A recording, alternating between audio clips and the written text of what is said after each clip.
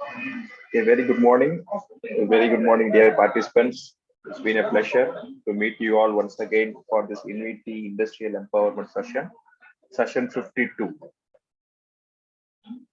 And thanks for joining on time. As we have been discussed, we will start the session. We are going to start the session sharply by 11 a.m. So, Infinity, invent, innovate, and inspire is being invented by alumnus of CEG, RLI, and IIT to empower the industry segment by incorporating technological incorporations and also by incorporating the standards, requirements, the best practices which is being followed throughout the world. Inviti is having three verticals. First vertical is training, research and developments, and audits. Now we have been add upon two more, the kind of existing things which has been most useful for the industries, such as learning management system, the kind of LMS, and also we have been introduced a kind of OHS centers, which has been most useful in the OHS centers, the kind of OHS centers which has been already there in the industries. Now we have been slowly incorporating Ergo Yogic Empowered, a kind of OHS center in which the chronic pains have been built upon. So this is the short introduction about NVT. Today's program is about hazardous energy control program. It's a very important thing because many industries, whenever we have been talking about this kind of hazardous energy control program, we may be talking about lockout and tagout. Yes, lockout and tagouts is a part of this hazardous energy control program, but there is a lot more than application point of view. So this program is designed based on the requirement of many industries.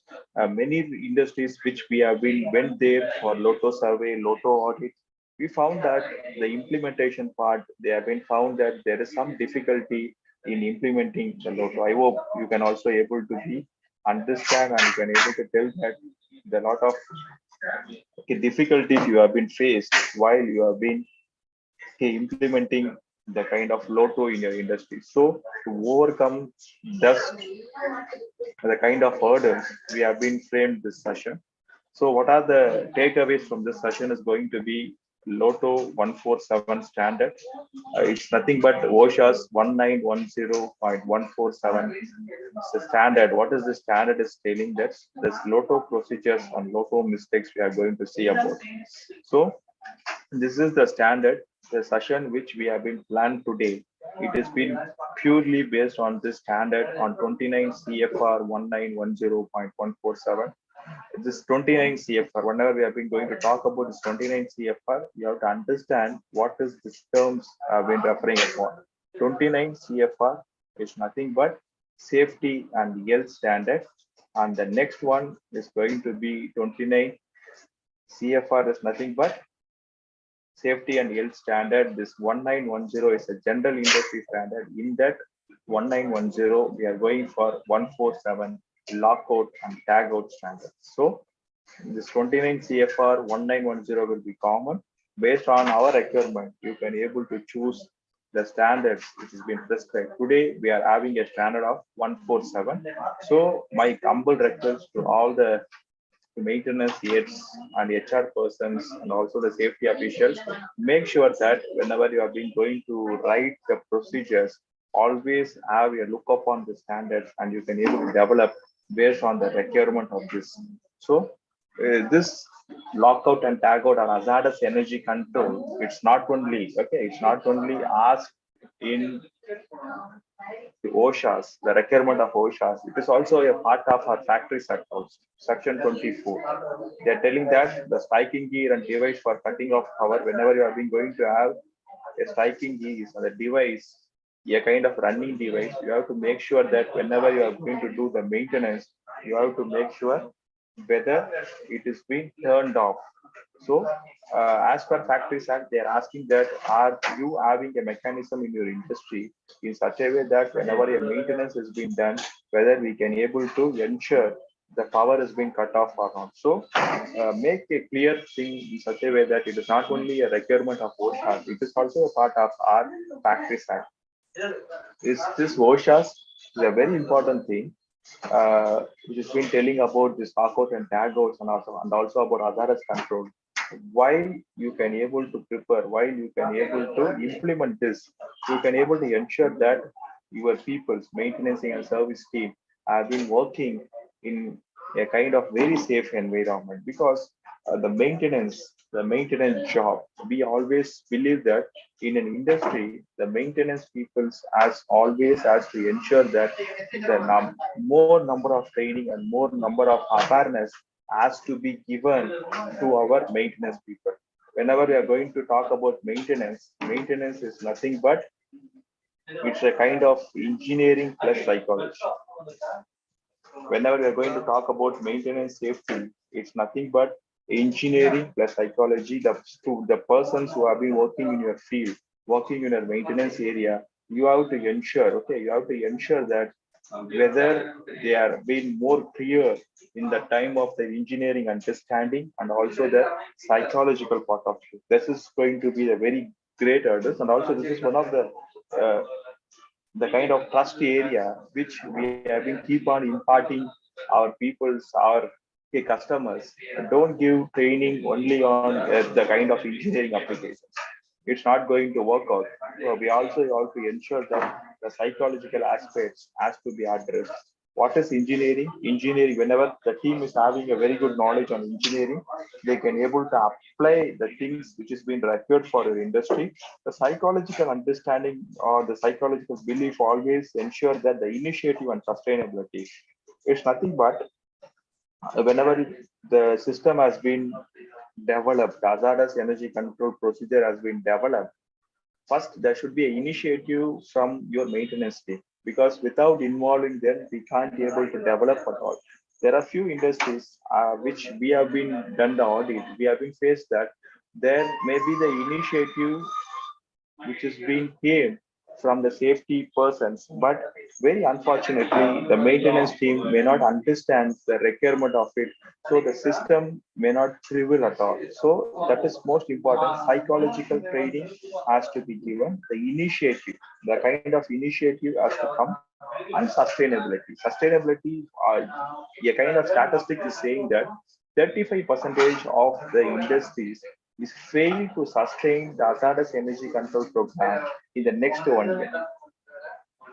So that is one of the very important thing which you can always able to ensure, which you can able to always ensure that how sustainability can be a part, how sustainability can be the part of whenever you are going to introduce the kind of energy control program, hazardous energy control program. Is it fine now, sir? Okay.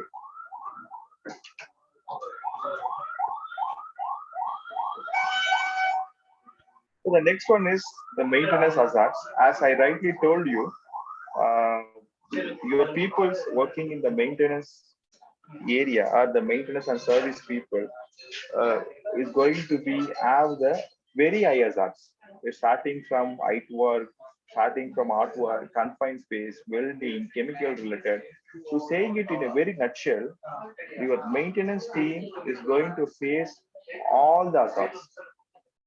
Your maintenance team is going to face all the hazards which prevails in your industry. So your team, okay, so your team always has to ensure that whether they have been trained or whether they have been understand all these hazards, because whenever a person working in a production area, he may have he may is going to have only the understanding about that process and about the hazards. It's not about the maintenance people. The maintenance people is always going to ensure that they are going to have a wide spread of knowledge. They are going to have a wide spread of knowledge about all the hazards in the industry. That is very, very important. Next, about the energy sources, list out the energy sources you are having in your industries, and you are going to ensure, okay, and you are going to ensure that and you are going to ensure that how the energy sources, okay, can be controlled. What are the different types of stored energies you have? Because most of the time our peoples, the maintenance peoples will know the list of energies, but they may fail to have a list of stored energy. So the first understanding, the first takeaway from this session is going to be, are we having a list of stored energy in your premises or in your shop floor? That is going to be the biggest takeaway, the first implementation you can able to do after this session. Because the list of energy sources all will know, but the store energy concept, only the persons who have been well experienced in your plant can able to understand it, can able to have a view on it. So ensure that you are having a documentation for all the stored energies which you are having in your plant. Even what you can, even what you can able to do, always ensure that in the particular in the particular machine, you can able to have a barcode system. In the barcode system, all the energies, all the stored energies, all the stored energies can be all the stored energies can be highlighted, and always ensure that if you can able to do that, always you can able to maintain a very safe environment for your maintenance people. This is the statistics which I've been talking upon. Thousands of injuries have been taking place. Very interesting is 80% of the workers have been failed to turn off the equipments. They feel that it is only a 10-minute job, or it is only a small job. Why we have to go for the permit system? Many industries, whenever we have been having a system, whenever we have been talking about this lockout and tagout, they always tell that we are having a kind of permit system. How this lockout is tagout is going to be helpful for us in addition to that. It is not so. Yes, many industries will have a kind of a permit system, but make sure that you can able to integrate your permit system with the Loto for the sustainability part.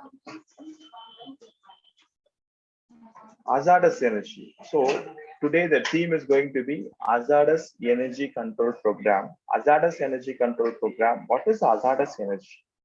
First, before two slides, we have been shown about what is the different energy prevails and what is stored energy. Now we have to ensure that what is hazardous energy. Hazardous energy is nothing but whenever you are not having a control to that particular, whenever you're not having a kind of control to that particular energy, it is always known as hazardous energy. So the energy is to be controlled. If the energy can be controlled, make sure that in all the aspects, in all the areas, that the energy can be controlled in all the types of maintenance, in all the type of service you do. So don't make sure that this kind of energy cannot be controlled at all. So the main aspect of this hazardous control is how well we are going to document as per the requirement of your industry. This is the history of hazardous energy control. It has been based on our Google data. In 1990, this concept has been originated from US. There are 39 million workers which has been covered. Basically, this concept has been originated to ensure that the lot of thousands of people have been losing their lives, and also lot of accidents has been happening at the time of maintenance and service. To protect that, they have been introduced this concept on 1990. So this concept is going to be framed to ensure that the kind of unexpected powering, the kind of unexpected startup of any machines or equipments, and also there should not be any energy that has to be possessed in a particular machine. That is the two main objectives of this hazardous energy control program. The first is the machine should not stop. Unexpected powering should not happen. Next, the energy should not be there in the industries or the process which your people, maintenance and service people, are going to do. So what is the mechanism we are going to use? These are the different types of methods they have been using. They have been using the block method, line wall method. They are disconnecting the switch, manually operated switch, and they have been using any other device that isolates the energy. I will tell you a very interesting things in this Hazardous Energy Control Program. No way in Hazardous Energy Control Program 1910.147, they no way they are telling that you have to have a lockout and tagout. There are no way they are telling that you have to have a lockout and tagout. Based on this, if you can able to use any one of this method, that is enough. You have to ensure that there should not be any energy into your system, and you have to ensure that the machine or the process will not start whenever your people have been doing the maintenance. This is the two requirements. So these are different types of isolating device which I've been listed out based on electrical and mechanical. Based on electrical, you can able to see the circuit breakers, electrical switches, electrical plugs. These are the different types of isolating device. Mechanical, we are going to have a ball wall, gate wall, and butterfly walls. These are the different types of isolating device which we have been using in our day-to-day activities for controlling the hazardous energy. For controlling the hazardous energy. Now, a very important slide.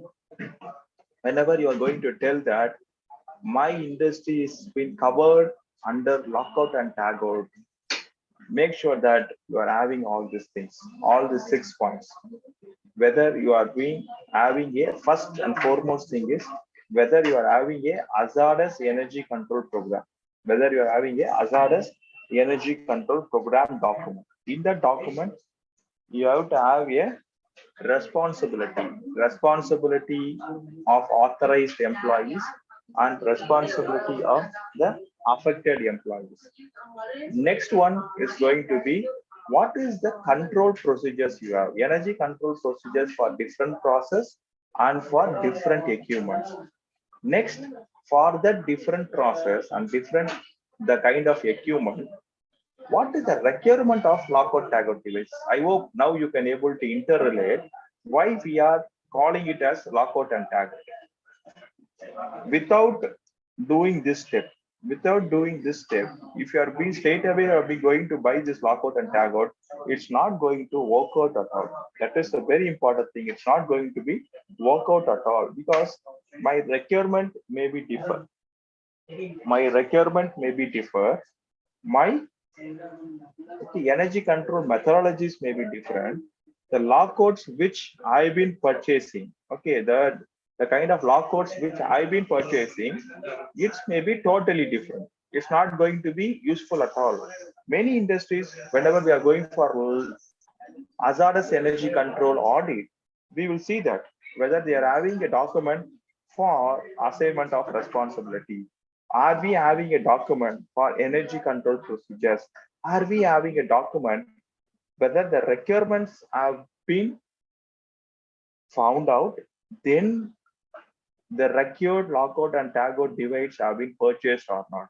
If it is not so, 80% the chances the implementation of lockout and tagout may not happen. I hope you can able to know the exact reason why lockout tagout fails. This is going to be the main reason. Next one is employee training. Whenever we are going to talk about employee training is having three different types of training for this hazardous energy control program. First one is authorized employees. Second one is affected employees. Third one is the top management or intermediate persons. They have to have a different type of training to map the list of energies which have, how they are going to control that energy, and then how they are going to map the kind of isolating device. That is very important. I will repeat once again. In employee training, there are three types of training: authorized training, affected training, The third one is intermediate management training. It may be for safety officers or the safety team to understand, safety team and maintenance team to understand different energy they have. Second thing is, after these different energies, what are the stored energies they have? Third thing, isolating device, how we are going to isolate that. The biggest hurdle is some of the time our team will tell that, sir, we are not having a isolating device at all or isolating provision at all. That should not be the case. That should not be the case. In your document, it should be very, very, very clearly, it should be defined.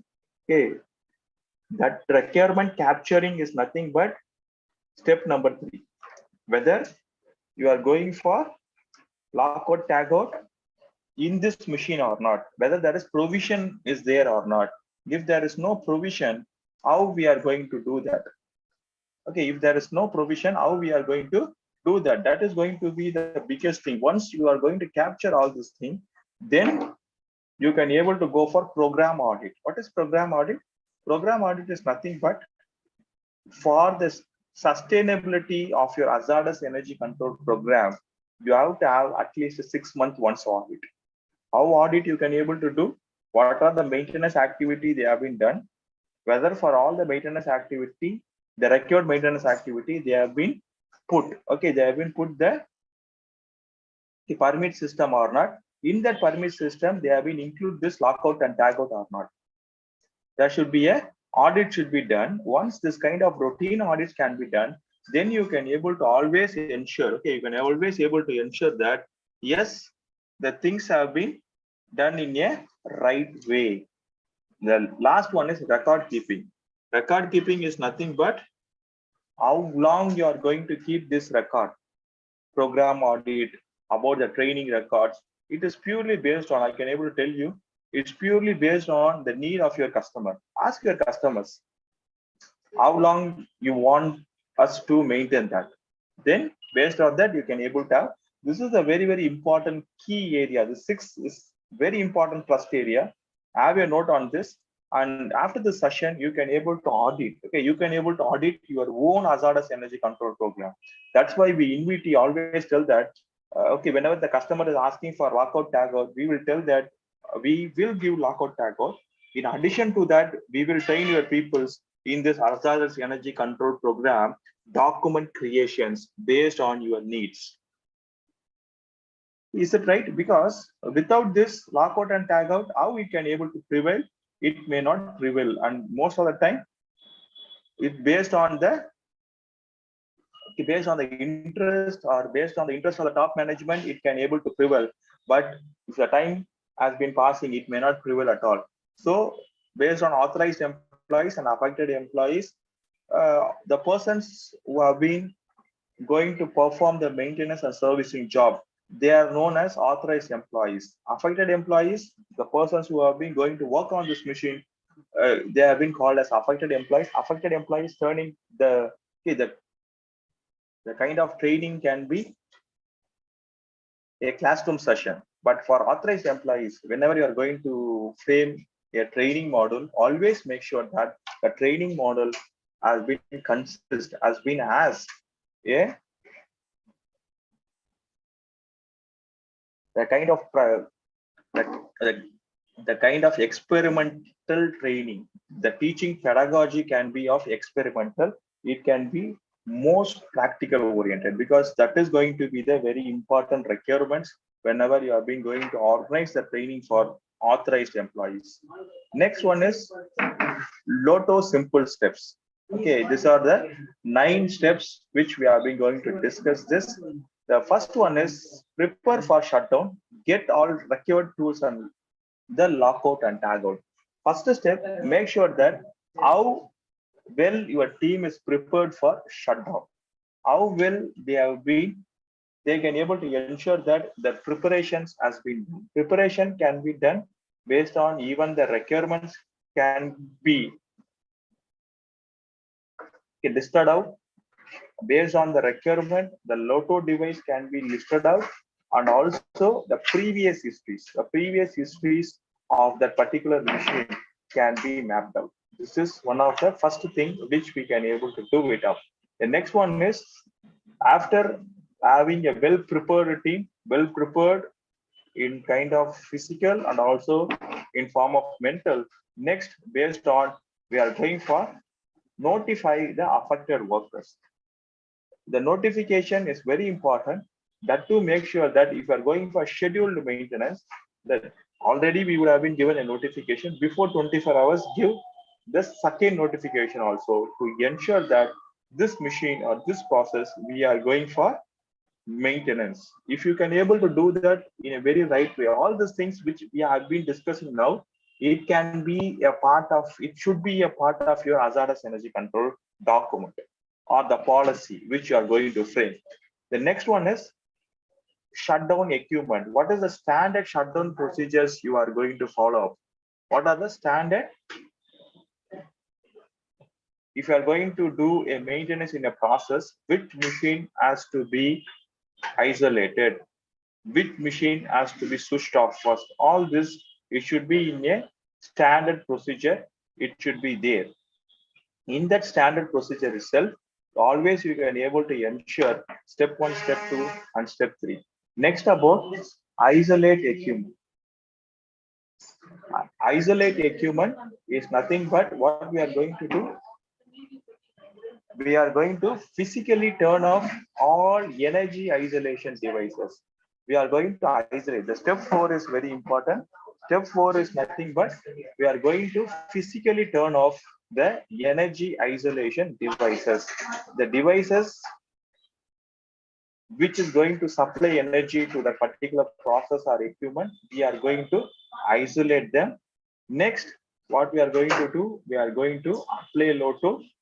Always ensure that the Loto, where you are going to put this lockout and tag out, we are going to put this lockout and tag out in the authorized employees has to put this lockout and tag out, and always ensure that one lock per energy source. It's not that if I've been having 5 energy source and 5 isolating devices, we can't able to put a kind of single lock.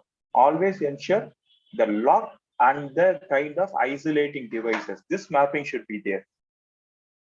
Okay, 2 years back, one MNC, what we did, we have been given a barcode system. So the kind of maintenance team, they can able to scan and they can able to see what are the energies they have, what are the stored energies they have, what are the isolating devices there, and then they can able to put their lock as per the requirement of their isolating devices. Next one, as I told you, very important thing of release of stored energy. How we are going to release the stored energy. Stored energy's concept is very, very important. If you are not going to include in your hazardous energy control about the stored energy and how we are going to dissipate the stored energy, it's not going to be useful or it's not going to be effective at all for our maintenance and service people. So before you are going to work out, before you are going to start the work, your team has to do this of how to release the stored energy, whether there is stored energy or not. Whenever I've been talking about stored energy, you may think that stored energy can be in a form of electrical, in form of chemical, in form of thermal. There are few stored energy in kind of, okay, in the form of mechanical also. For example, compressed springs. It is also a stored energy. So be well aware in such a way that you have been aware about the different types of stored energy in that particular machine or in the particular process. Next, nowadays we are talking about Loto square, lockout, tag out, and try out square. So what we are going to do, we are going to verify zero energy condition. It's very important. Who is going to do that? If your team of 5 or 6 is going to do a job from the same maintenance team, always you can able to ensure that somebody can able to go and somebody can able to check whether all the energy sources has been isolated, all the stored energy has been dissipated. So now the system or process can be worked out without any hazards. That okay, so I will take care of that. Sorry for the interruption.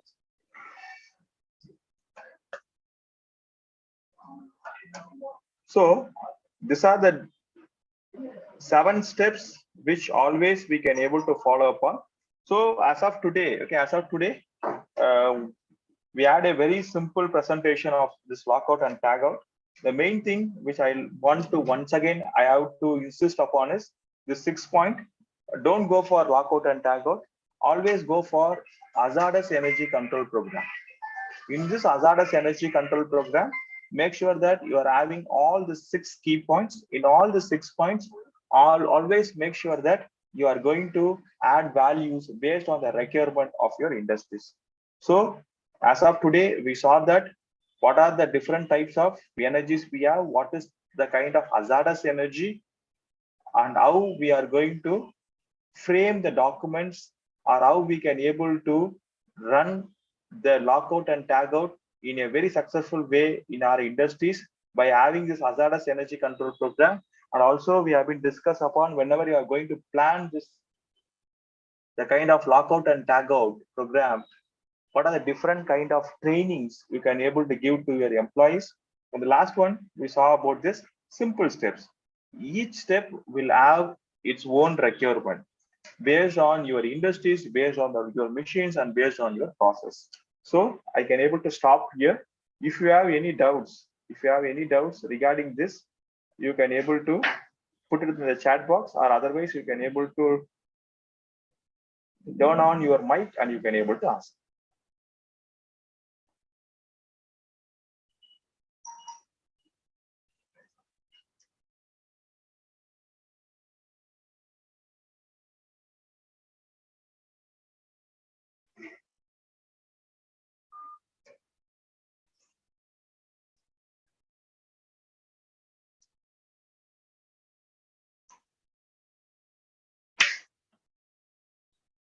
Okay, any doubts, any clarifications, you can able to ask.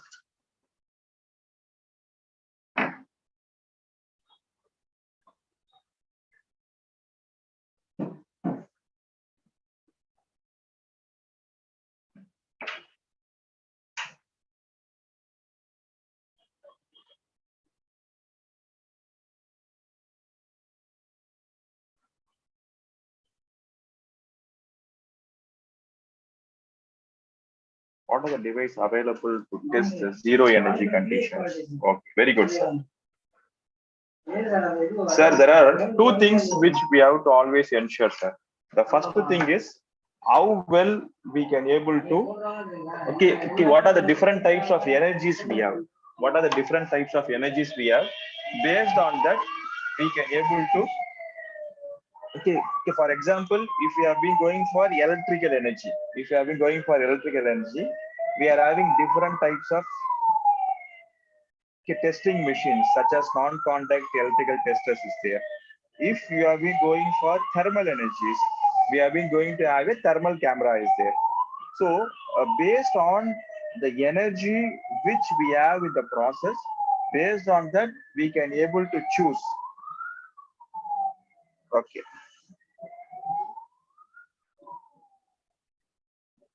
Okay, now sir, now it's, is it clear?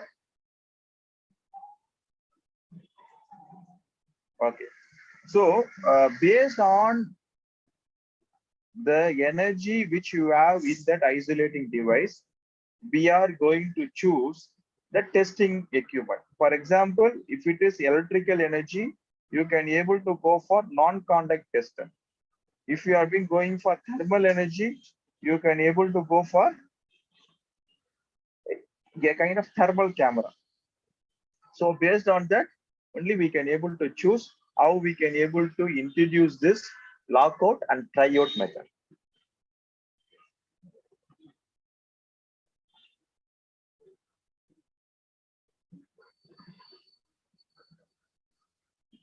So any other doubts, sir? Any other doubts? Any other clarifications?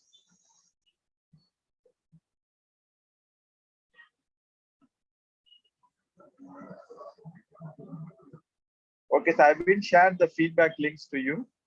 You can able to fill the feedback links. Also, you can able to contact our people's, our invitee team whenever you have any doubts while you are creating your hazardous energy control program documents.